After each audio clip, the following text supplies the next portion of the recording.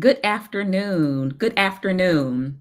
I want to take you through a recent moment that happened with a fellow therapist. So, this morning I met with a therapist, and it was the excitement of meeting them for the first time. We've been connected on social media for a while.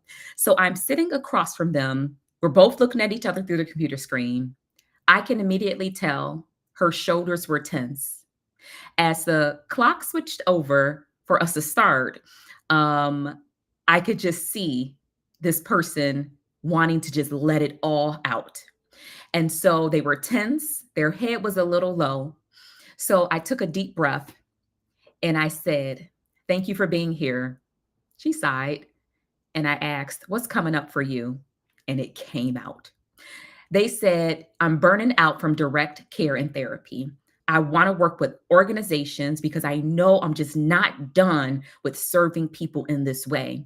But I feel all over the place. I want to have fun again. I want to spend more time with my family. I want to take breaks without guilt. I want to make enough money, more than enough to save, but pay my bills." Y'all, when I tell you I got the warm and fuzzies because it was heavy on the felt. Reason why? Well, first, I affirmed her, not out of pity, but I've been there more times than I like to admit. I'm Dr. Dominique Pritchett. I partner with individuals and organizations to evolve their mental capacity in a world full of demands so that they can be more present, purposeful, and productive. I want to share some insights around what came up for me and why organizations need mental health and wellness professionals at the front of the room, at the table, on the team. And plus, share a little bit more behind the scenes of that conversation with that therapist. As you can see in real time, her shifting from a defeated state of burnout to boldly talking about her vision and committing to what she can do next to bring it to life. So let's be honest. Most professional development that you may experience or that you may bring in for your people isn't doing what it claims to do. It's motivational for a moment, for a little while, but it really doesn't move the needle on burnout, leadership, wellness, communication, camaraderie, morale. You know who can help you move that needle? Mental health and wellness professionals who have backgrounds serving as therapists, psychologists, counselors, social workers. We understand people, human behavior. We understand how people's brain works, the neuroscience behind it, and in so many other areas, how we understand people. So we're not just in a therapy room, but we are showing up in boardrooms, break rooms, training rooms, and on some of your stages. What we understand is the real story behind performance, why your people may be overperforming or underperforming. See, we see the stress behind the smiles. We know how trauma, culture, identity, and the systemic pressures show up for your people at work. And guess what? They're taking it home. So when we talk about, people's, excuse me, people's mental health and wellness, that's not a work thing. Here's the reality. It may trickle at home, and that's going to come right back to the environment that you're supposed to be cultivating for people to thrive and do their best. But yet, too many cultures wait until it's too late to bring people in. They're waiting until there is a crisis. They're waiting until there is a breakdown in communication, till their people are quitting in droves. Crisis response requires you to have proactive care. This is that moment as an organizer, as a decision maker, a leader. You have to figure out how to maintain compliance, but never over the culture of your organization. Because some of the things that you are compliant in, certain policies and procedures, they are continuing to disenfranchise the very people who you say that you are there to serve and protect through your mission, at least. It's time to change that. If your organization is serious about retention, building, activating the resilience within your people and getting the results, not just with your bottom line, but getting the results to see people really come to life and enjoy their work again, I challenge you and urge you to partner with the mental health and wellness professionals to lead that conversation, that training. not just around mental health in itself, because there's so many things that come along with that, but around how to lead, starting from within, how to grow, and how to show up for each other. The best strategy won't matter if your people are silently suffering. I'm going to say that again. The best strategy within your organization won't matter if your people are silently suffering. And if you're wondering, are they? Ask them. Ask them. They may not be direct. I do know that much because when I go in and do assessments and audits with an organization for their workplace culture, they're not always direct. If they're not going to tell you, bring somebody in that can hold space to get the answers you need to do better, to do differently, to make a shift. So, in talking about that shift and working with that therapist, I could see the calmness that kind of came over them when I helped them pair. Well, I got this set of skills that I use in therapy, I use in other parts of my life. How do I bring that into becoming a speaker, a paid speaker, someone that can consult with organizations, train organizations? And you will hear me talk about it. Why? Because in our industry, we are often underpaid and people don't really talk about money. It's still taboo. Okay. Because the impact and income, they are both important. So, in working with that therapist over the course of our time, you could just kind of see their state of burnout kind of just relax. They became more regulated in real time and they started stepping into this boldness. So, we're talking about money, we're talking about numbers, negotiating, identifying what is your core message. If you don't know what your message is as a mental health and wellness speaker, it is going to be very hard to kick off a movement where people want to work with you. You got to get clear. And so when I think about normalizing these things for mental health professionals, that's the turning point. What you're going through, other people are going through it as well. There is nothing wrong with the direct care in the therapy services. So no matter what industry, remember my messages, I'm specifically talking to mental health therapists today, but my messages can relate to you as well. Okay. There has to be a turning point beyond direct care, because we only have so much to give. Our capacity is likely this big, but we're stuffing and stuffing and stuffing, and eventually we are going to pop. So when I'm talking to that therapist, she wasn't trying to abandon the field, abandon being a therapist. She wanted to evolve within it. She said, there is more. I said, yes, there is. So she was craving, well, how can I impact people differently? How can I extend my reach, but not burn out while extending it? And how can I do it with a little bit more ease? Okay. So we talked about different strategies, some solutions. We did some auditing of where she's at now. And so when I'm working with mental health therapists and clinicians, let's just say professionals, because I cover a gamut of folks. So when I'm talking about how to take their skills and translate them into speaking, training, and consulting, and you see that light bulb come on, they're just like, oh my gosh.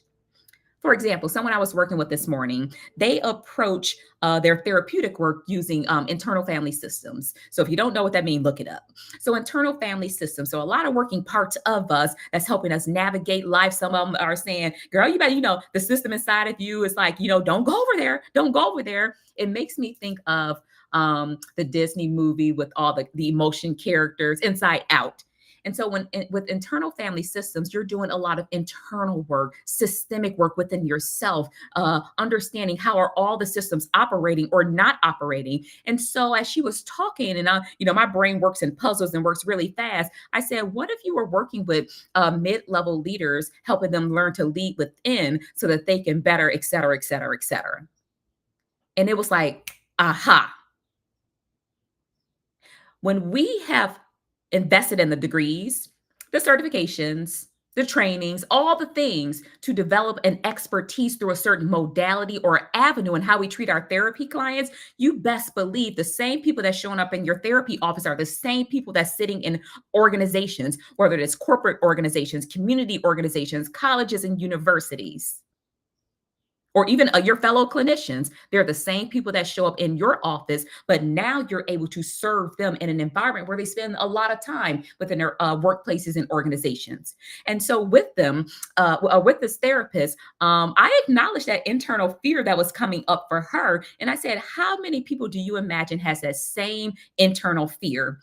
So the question She asked, "Am I even allowed to do this?" And I said, "Do what?" She said, "Transfer it like that." I said, "Be very intentional and clear. We're not providing therapeutic services as speaker, trainers, and consultant. We are providing a speaking service. We ain't diagnosing per se. We're not giving a diagnosis. We are not doing clinical notes or anything like that, but we are doing audits, assessments, and we're presenting that information in a way to help organizations understand these are the gaps. What are going to be the triggers that's going to get you to move and bring me in now?" So you could just see her boldness kind of come to life in real time. And so when I think about positioning mental health and wellness professionals as a solution, you have got to understand you are the solution to a widespread problem. That is the organizational gap. And so when we think about that, remember, they need you. We need them. It's a partnership. So when I'm working with organizations, I always tell them, please don't market wellness as a bonus. It is not a perk to have a mentally well organization. It is the baseline for performance. It's not a bonus. So wellness is not a bonus, it's a baseline for performance. As mental health and wellness professionals, like I said, we understand human behavior, systemic stress, cultural dynamics, how to help people sustainably grow individually and organizationally. So I want you to keep that in mind. So again, a lot of organizations bring in like this generic personal development stuff. It checks the box, but it does not shift the culture. Then they bring you back in and they do it all over again. So when I am training therapists, I always say, well, you have to have a certain level of assessment or conversation with these companies who want to bring you in. Yes, put out the fire that they have right now, but you have to develop a skill set or align your skill set to listen, assess, analyze other areas you can potentially partner.